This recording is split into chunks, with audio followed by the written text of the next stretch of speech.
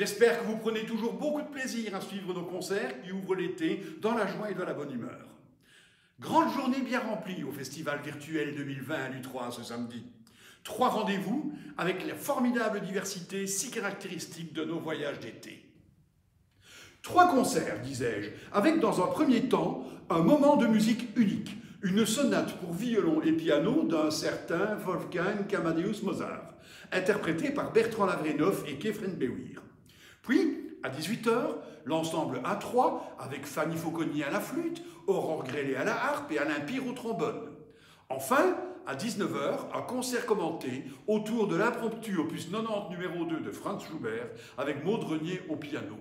Avec la plus grande joie, j'assurerai le commentaire. Mais replongeons-nous d'abord dans l'art très subtil de l'enluminure, avec une nouvelle œuvre de notre professeur spécialiste de la restauration des œuvres anciennes et miniaturiste d'exception Aurélie Vétro. Dans cette amusante miniature, Aurélie raconte qu'il s'agit de l'histoire d'un petit garçon qui avait envie de posséder une enluminure. Et comme son animal préféré était le chat, elle a décidé de le mettre en scène. Au perché sur la planche supérieure de l'armoire, le matou paresseux dort du sommeil du juste, pendant qu'une petite armée de souris, ma foi bien sympathiques, dévalise fromages et denrées qu'il est censé protéger. En dessous, pourtant, la mise en garde était claire et le dicton est célèbre. Quand le chat s'endort, les souris dansent. Pour la réalisation de cette magnifique enluminure, Aurélie a utilisé la technique de la détrempe sur parchemin de chèvre. L'ogive, elle, est réalisée avec de l'or véritable, et toutes les couleurs sont le résultat de savants mélanges de pigments, tous naturels, floraux ou de terre. Nos talentueux musiciens ont réalisé une vidéo spécialement pour nous. Je les en remercie vivement. Elle est de haute qualité, vous en jugerez par vous-même dans quelques instants. Je ne suis pas étonné par le soin que Bertrand et Kefren ont voulu apporter à cette prestation. Elle correspond parfaitement à leurs exigences musicales et à la haute estime parfaitement justifiée qu'ils ont de leur noble métier. Ce concert virtuel est pour eux, comme pour beaucoup d'entre nous, une première, et il n'est guère aisé de s'exprimer, de travailler ou de vivre dans le monde virtuel. Les artistes, mais cette remarque ne s'applique pas qu'à eux seuls, ont besoin du contact physique, ont besoin de la respiration d'un vrai public pour vivre heureux. Cela fait maintenant plus d'une quinzaine d'années que Bertrand Lavrenoff se consacre entièrement à l'étude et à la pratique du violon. Des heures de perfectionnement qui furent très tôt bien récompensées. Il fut invité à participer à de nombreux concerts et tournées à travers l'Europe en tant que soliste ainsi qu'en tant que musicien d'orchestre. Il a participé à une tournée de 2 semaines en Chine en tant que premier violon du Dublin Philharmonic Orchestra. Bertrand a également eu l'occasion de participer à plusieurs productions de l'Opéra Royal de Wallonie et de l'Orchestre Philharmonique Royal de Liège. Il est également professeur de violon à l'Académie de musique Grétry. Dès sa naissance, en 1992, Bertrand a été bercé par la musique classique pratiquée assidûment par toute la famille. Et très jeune, il s'est produit en public tant en Belgique qu'à l'étranger. À 12 ans à peine, il a l'immense chance de participer à des tournées en Espagne et en Italie avec l'orchestre à cordes, la vraie note, créé par son père.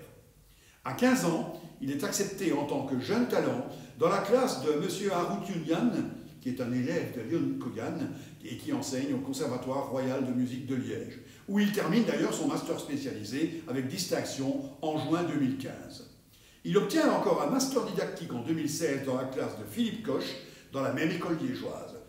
Depuis, Bertrand mène, entre l'enseignement et le concert, une carrière de musicien professionnel. Quant à Kefren Beouir, il est né en 1993 et il commence l'étude du piano à l'âge de 4 ans, avec Janine Gillard, puis avec le pianiste Patrick Deur. À 14 ans, il travaille ensuite avec Yuka Izutsu et avec Johann Schmidt, afin d'entrer comme jeune talent à 16 ans au Conservatoire de Mons. Il suivra Johann Schmidt au Conservatoire Royal de Bruxelles, où il obtiendra son bachelier en piano. Régulièrement, Kefren participe à des masterclass de piano en Belgique, avec Marcel Cominoto, avec Diane Andersen par exemple, ainsi qu'en France. Il vient, il y a quelques jours, de terminer brillamment son master de piano au Conservatoire Royal de Liège. Côté concert, il a déjà une belle expérience derrière lui. En 2007, il participe à une tournée de concerts en Chine de son père, Luc Beouir, où il donnera plusieurs récitals en première partie. En 2020, il obtient le 2e prix au concours Cavatine de Namur. Depuis cette date, il a été régulièrement invité au festival Piano dans le ciel à Tourtour, dans le sud de la France, et au festival Musique dans les étoiles de Fléosque à la Côte d'Azur. C'est là qu'il joue en musique de chambre avec Bertrand Lavrenov. Nos 2 musiciens me chargent de vous remercier très chaleureusement pour l'aide que vous leur avez apportée en ces temps difficiles. La sublime sonate de Wolfgang Amadeus Mozart que nos musiciens nous proposent d'écouter aujourd'hui est l'une des plus attachantes du répertoire. Il s'agit de la 21e sonate pour violon et piano en mi mineur, Köchel 304. Elle est composée en 1778 pendant le 2e séjour à Paris du compositeur. Un séjour calamiteux d'ailleurs, puisque Mozart, qui désirait trouver un emploi dans la capitale française, sera forcé de constater avec amertume l'indifférence des Parisiens à son sujet. Pire encore, parti avec sa maman, Anna Maria, celle-ci décède d'une fièvre typhoïde, comme on disait à l'époque, à Paris, laissant Mozart non seulement seul, mais aussi sans emploi. La colère de Léopold, qui ne voulait pas laisser partir son fils à l'aventure, est terrible et l'obligera bientôt, son fils, à reprendre le chemin vers Salzbourg. Tous les soucis du compositeur se reflètent clairement dans la sombre tonalité de mi mineur, mais aussi dans les procédés tragiques qui sont issus du Sturm und Drang, et dans ce menuet qui, pourtant d'habitude si joyeux, adopte ici une émotion profondément triste et désolée. Ce n'en est que plus bouleversant.